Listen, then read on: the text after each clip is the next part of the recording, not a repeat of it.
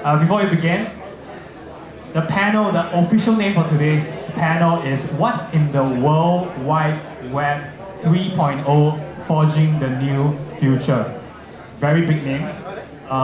Before, I think there might be some Web3 newbies around here, so let's start this topic with something fundamental, right? So maybe Lucas, you can share with us, right? What is Web 1.0, Web 2.0, and what's the difference in Web 3.0? Yeah. Hi.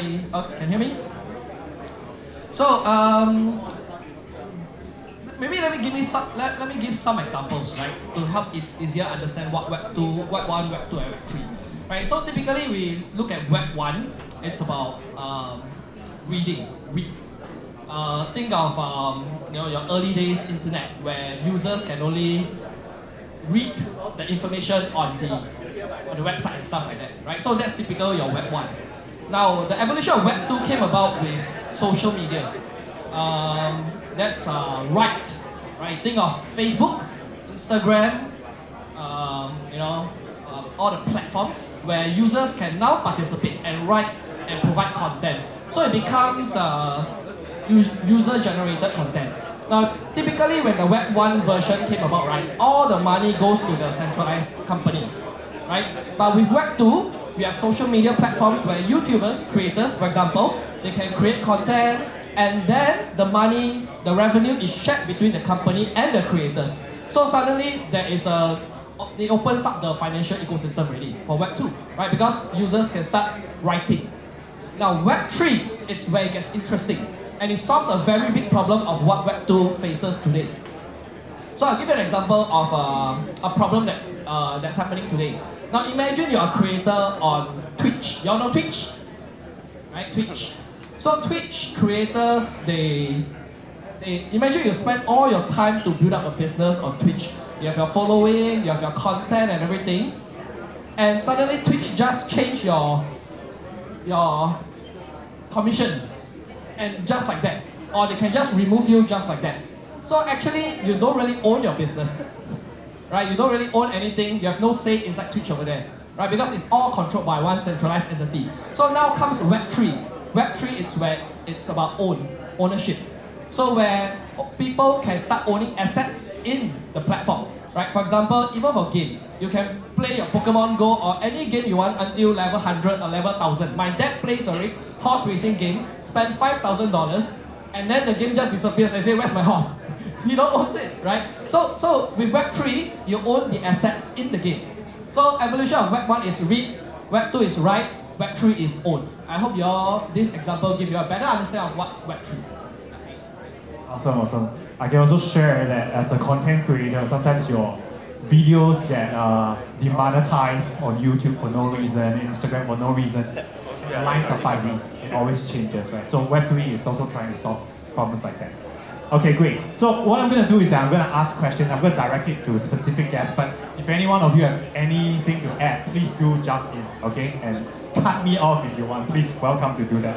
So that was the fundamental and beginner question. Next, I'm just going to jump straight into it. A lot of people, especially in this environment, have been calling Web 3.0 like a bubble, right? And at this point, they would say that the bubble has burst. GG, game over, right? So I would love for the panel to give their take on this. Maybe we start with Noel, since you have a very macro view of the environment. What's your take on this statement? Hello. Yeah, hi. I think it's at different levels. So the big hype now, if you Google anything on technology, if you go to Bing, you go to any ChatGPT powered stuff, it's generative AI. And so when you think about the mind share of the average consumer or individual out there, they think generative AI and everything is about that, right? So is that true that that's all there is? Unfortunately or fortunately, things that were past, like for example the metaverse or Web3 as it were, embedded within, is still going on and doing quite well actually. So on the upside, if you look at it, it appears as if this has disappeared, but it's just gone under the hood. So the view is, where are you looking, and then you'll see which bubble, right? So I think that it has not burst, it's still going strong, just that the that the quantum and the levels now have changed, right? And so I would use iceberg as a analogy. What you can see above the water and what you can't. But in this case, the iceberg moves up and down. And so in choppier waters, the iceberg, you see less of that iceberg, that technology iceberg. And so now you see Gen AI at the top. But it was always there. Gen AI, or the version we know, it's not there, but the versions before that were there in the 60s. So what you see now is something of a version now, and that will evolve. Yeah, to continue what Noel was saying, right? See, I think in terms of AI, the use case for consumers is very clear, right? Whether it's making a CV, whether it's looking for information, whether it's about putting out editorial content, right? It's very easy to go to ChatGPT, say, explain to me what is blockchain as a 6-year-old, right? The use case is very clear. But in terms of blockchain, right, you definitely need products built on technology for fans to adopt it. It's not like a fan is going to be, oh, this MetaMask wallet is awesome, right? Or, oh, I get to sign a contract. That's not it, right? You need products that are built on those technologies for consumer adoption to really go up, right? Even if you look at the bubble that's per se there, right? If you go back 1.5, 2 years, right? Here are projects that are saying, here is an awesome roadmap, here's an NFT collection, pay me money, right? And anyone is kind of doing that, right? A very noisy space, which makes it very difficult for the quality products to stand out, right? In a way, it's a really nice time to actually build quality products because the noise has reduced a lot more. So I personally think that, whether we call it a bubble bursting or whatever it is, I think it's a great environment to actually build. Because the moment you push out a quality product, right, it's not going to be a crowded space. People will appreciate what you're building. So like what Noah was saying, right? So before ChatGPT arrived, nobody was talking about AI. And then because they were building ChatGPT during that period, and when ChatGPT arrived, that brought up the whole. So now it feels like they are in a bubble because they are trending. And also, I think it's about, trying to do Web3 in a friendly way. It's not about, like when someone signs up for a product, oh, why don't you connect your wallet, etc. It has to be done in a way that fans or audiences understand today, in a very Web2 way. Sign up with Gmail, sign up with the Apple ID, right? So once all those, I would say, experiences are eased out, you will see a lot more adoption there. And what is required beyond that is education, right? About what Web3 definitely brings to the table. So having said all of it, I totally agree with this, Jack. But I'm also cautious to say that, give you an example, one of the largest entities around is Google, right? Anybody here doesn't have Google as your search engine. So everyone has that. They run on 90+% of the highway. Unbeknownst to most people in this room, they have close to 50,000 sales associates on snail mail to get SMEs around the world to buy ads on Google. Right? They don't use the platform to sell to SMEs. They send you a coupon, it's a snail mail. You get that coupon, which is a card with a code number there. You call a number and you say, hey, they've given me $50 to buy space here. Can I use this? Yes, this is the number. Call center, old school. But they sell more Web 0.0. Right? Not even Web 1. Even Google, giant, uses this, right? So don't dismiss that altogether. But that part is important to know that every time, if you run a company, if you run a technology company, don't dismiss one end just because you're on the other end. Both. We live in a very systemic world, all connected, right? So that's the key. In technology as well as in life, you live in a systemic world. Someone here, my friend, Weiss, I don't know where he's there, but he was talking to me about how the whole world is connected, right? And I think in technology specifically, our lives are connected to it. So at PwC, we tell all of our associates, we have 435,000 around the world, and we say, you know what, technology is big, not because we say so, but because your lives will be always impacted by it. So get on board. So Michiel, just now he mentioned something I think was very important, right? It's about whether there is a product market fit, whether something is so accessible to the consumers, right? So Noah, I think you have very macro view, so I think I'll start with you. Do we actually have a real fundamental product market fit here? Do you have any examples or something you can share that this is already working, that we can see and touch and feel confident about?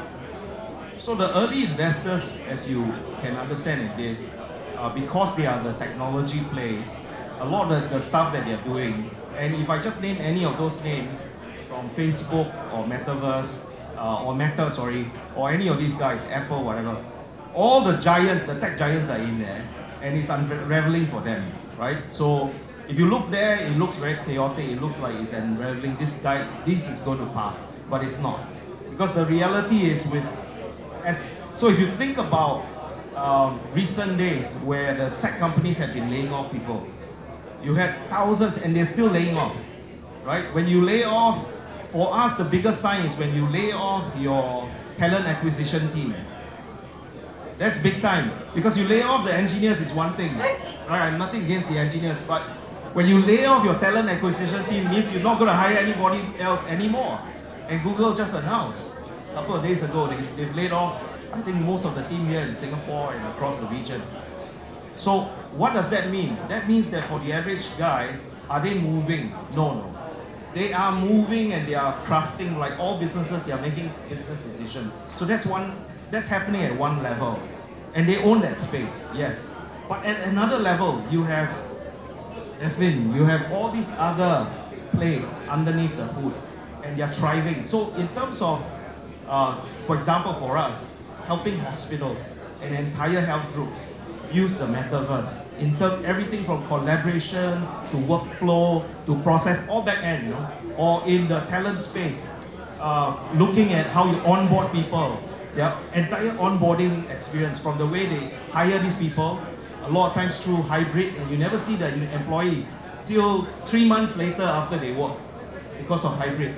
But they use that whole metaverse process to onboard them into all what I call the artifacts. So in culture speak, the artifacts are things, for example, with PwC, our artifact is our brand, right? You see here my logo. All the things you see, our building, etc., etc. But what is under, you don't see. So the metaverse can take the under and make it into something iconic that you can touch, you can feel in a virtual space, which is impossible in the old school. So from my experience, it's actually very clear that the blockchain technology, it's already working under the hood for many very practical Web 1, Web 2 companies. Okay. Which is great. Gerald, can I ask you, from a music perspective, entertainment perspective, can you share your specific knowledge on how Web 3 is being integrated? Yeah, so hello everybody. So from a music perspective, I have it in 3 areas, right? One, you really focus about the creator, right? The creation, the artist, the music that comes out of it.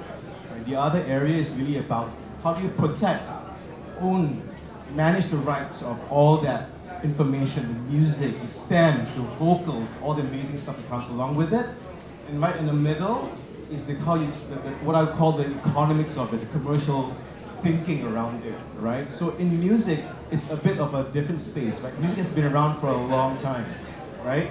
We have always been in front of culture, storytelling, fans, engagement, beautiful moments. And how do you then find the connection point from fans and the artists, right? Which is the music and the environment that you're in, the audio, the concerts you're in, right? So the way I look at this space, it's a little bit different, right? I think it's similar but yet different. It's really about us as a music company working with amazing artists around the world, right? We have Jamie, Nathan Hartono in Singapore, Ed Sheeran, Coldplay, all these artists that we work with. How do you find that moment of engagement? So in the Web3 space, CD space, in the concert space, to me, it's going to be evolving. It will also be integrating, right? So there will always, to your point, be a fit somehow or the other. And it's about how companies around the world, whichever industry you're in, finding out how that works for you, right? I mean, that space you're all in. So my short answer to the long explanation is, I think it will always be evolving. This space is important to be in, and it's about how do you find moments to really deepen the value of the engagement, experience of a product, a show, an artist, or a song. Yeah. Is there anything that you guys are already implementing or planning to implement? Absolutely. So if you look at the TV screen behind there, we have an avatar of Jamie. I think she's around here somewhere. We have worked on having her as part of a game launch for Buddy Arena. We have got the original song for the launch of the campaign. She's going to be a playable character, and that's how we're at early days, really early days, getting started in this space. It's more about looking at audiences and identifying moments of engagement, right? To kind of grow an audience. Hey, the song she writes there could really resonate with an audience in that space, right? And then delivering that show in the Web3 space, whatever space you call it, is going to be a little bit maybe different from like a live show. The programming, the way you can deliver the show as well, right? So that's one example. Another example is also with Jamie, is we're kind of having her as a non-playable character in Sandbox, right? So that's another idea that we're working in. A broader international level, we Warner Music has partnered up with Roblox, we've partnered up with Sandbox, and Ava Max, one of the bigger artists internationally, has done like a full-blown concert, right?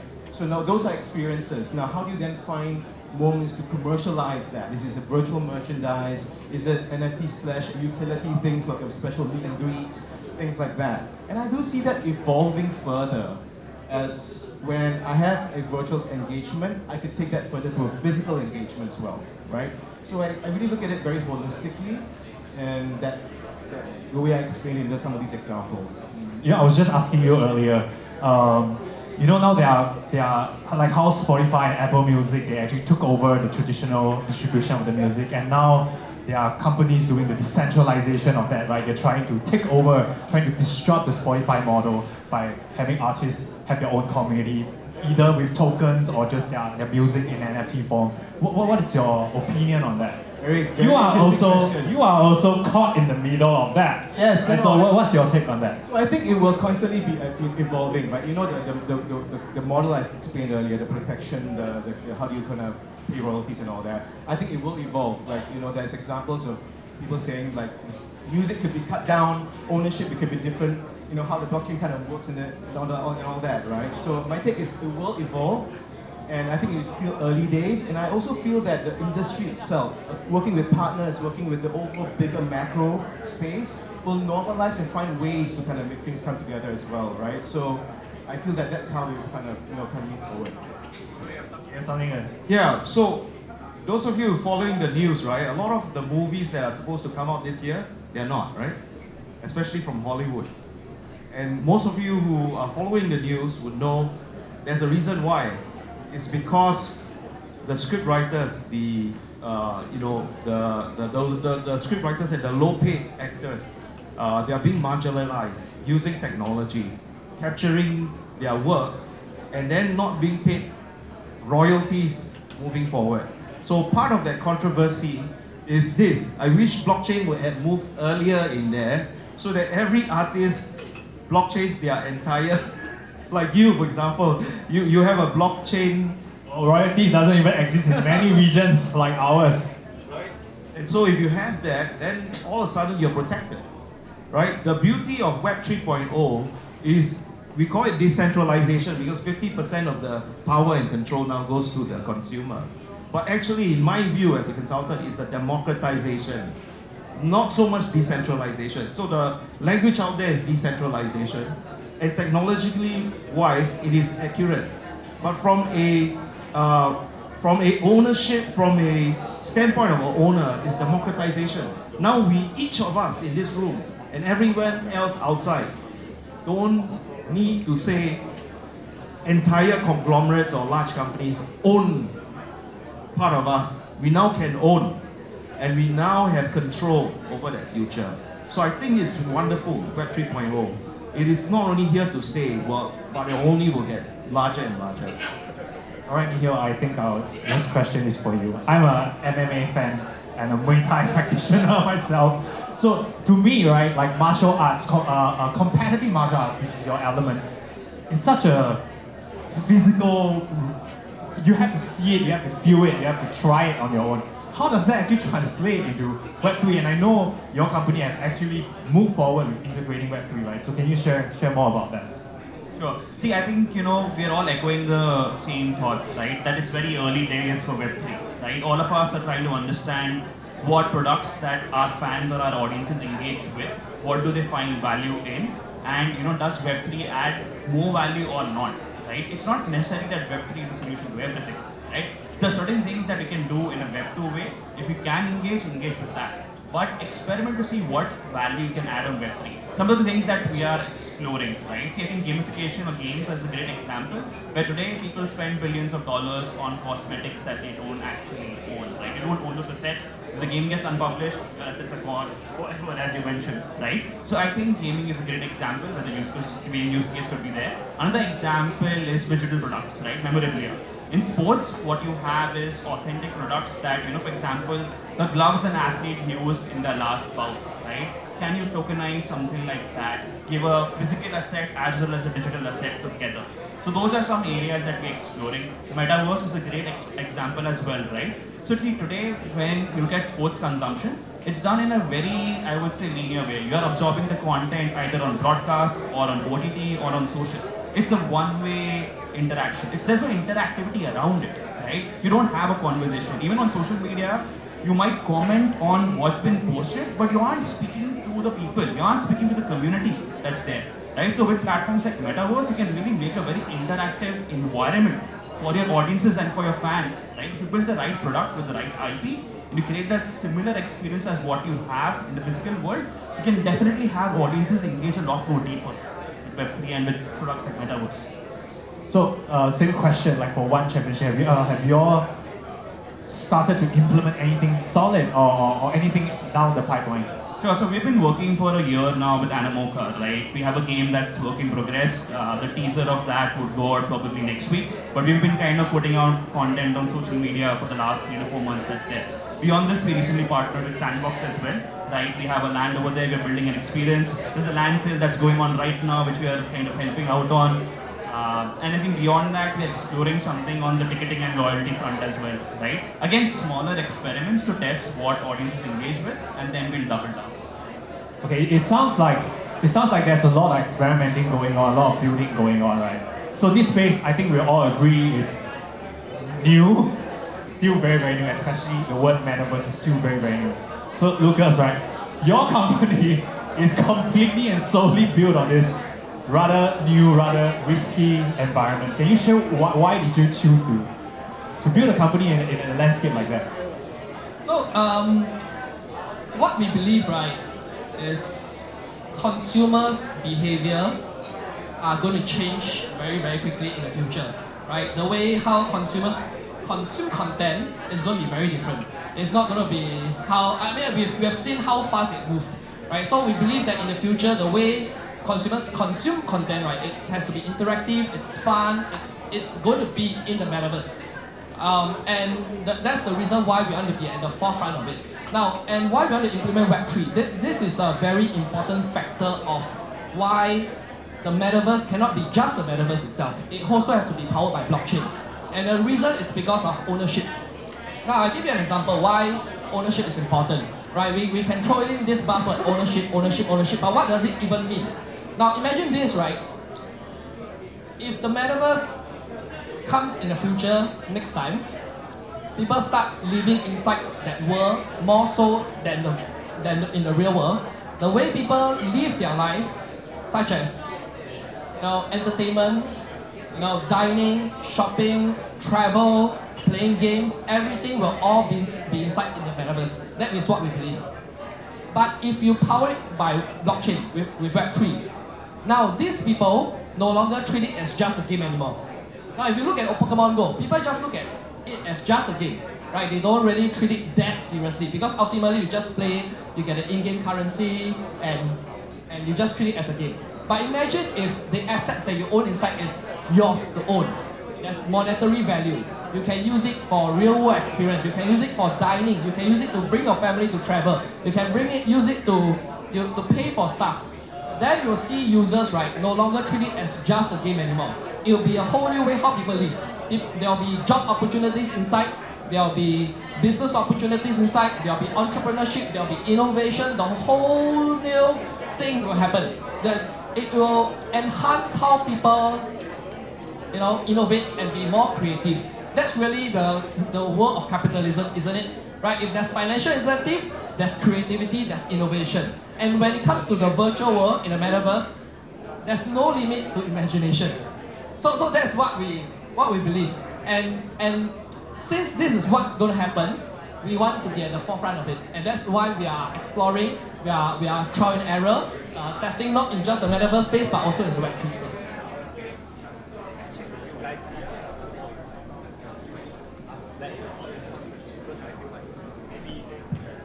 Alright guys, we didn't plan this but I think we have an incredible panel here. So I think I'm gonna open up to see if anybody have any questions to ask. If not, I will go ahead and ask my questions and carry on with our usual stuff. But I feel like there might be questions around. If you have a question, you can raise your hand. Anybody? I'm going to count to 3. If not, I'm going to continue with my own questions. Anybody have any questions you want to ask our panel here? Please do.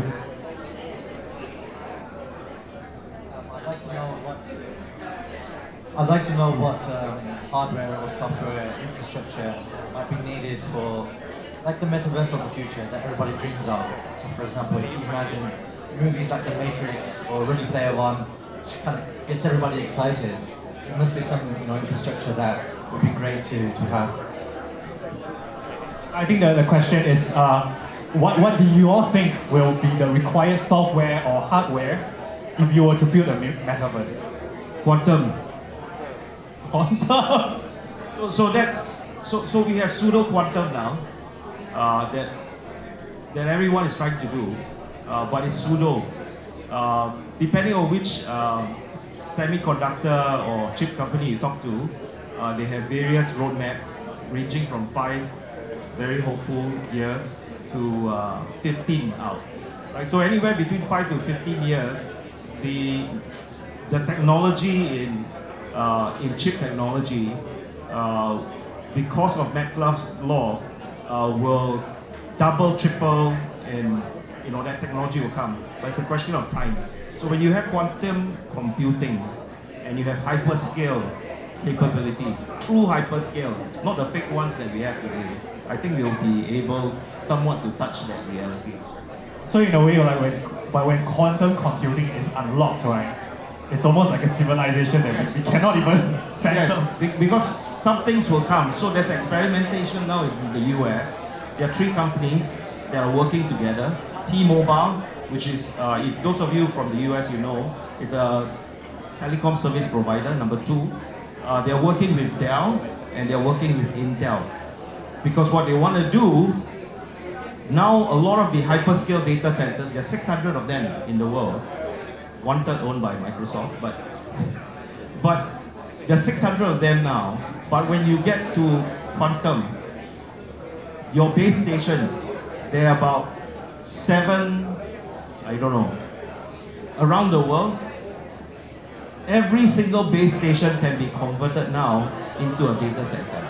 So you can imagine every single, because now, guess what? Because of proximity and because of the technology, compute power and speed to the client that you use exponentially increases. So that world is just around the corner. So they're experimenting with it. It's real. Okay, I have one last question.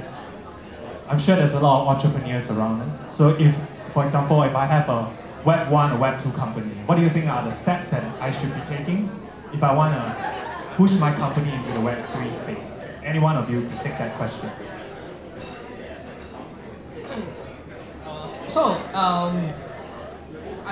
I personally believe, right, that the way to truly learn, to really take the step in Web3, is to get financially involved, right? Because once there's financials involved, right, then as a company they are really more committed, they get uncomfortable, and it really pushes the more traditional company to really try stuff and to really get more involved, right? Rather than from the outside and learning theoretically.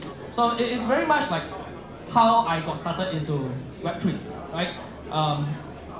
I read all I want, I saw all the videos I want, but it's only until when you use your own money, you get in, you feel the pain, right? And when you feel the pain, then you start to really start to get more obsessed onto it, start to get more involved into it, and start to learn it, right? So that's my advice. Take the lead, right? That's the advice. And get more emotionally involved, and that's why I think when money is invested into getting into the space, that's where you truly learn. Yeah, I'll add on to that, but don't throw all your money in it, I think. So one way to think about it is, if your core competency is very new and nascent in this space, I think partnership is a great idea to kind of look into it. Like work with different partners, like how Warner do work with different companies, including Fin, right? So I think that's just one thing to think of top of your mind. And really understanding your business culture and how, in various organizations, they all function very differently.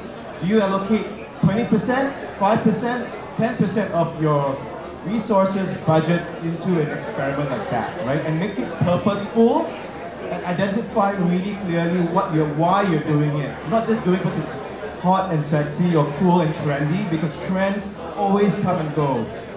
And that's one thing I've realized and learned, is trends come and go, and the first thing you do is just follow a trend.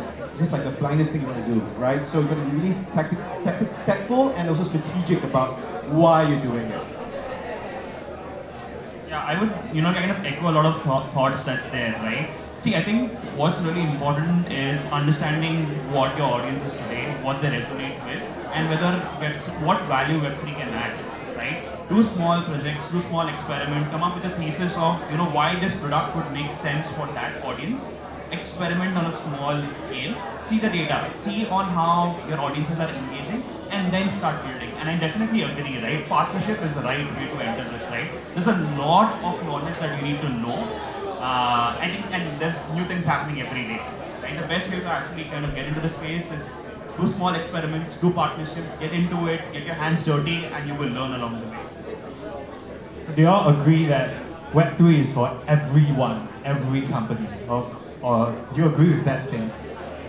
I think it means different things to different companies, really, and you got to understand where you want to play and how it really benefits your company, and whether it's a key pillar to think about, right? Okay, that's the end of this panel. Thank you so much. Thank you. Thank you for all your time, your attention. Thank you for your expertise. Thank you so much. Thank you.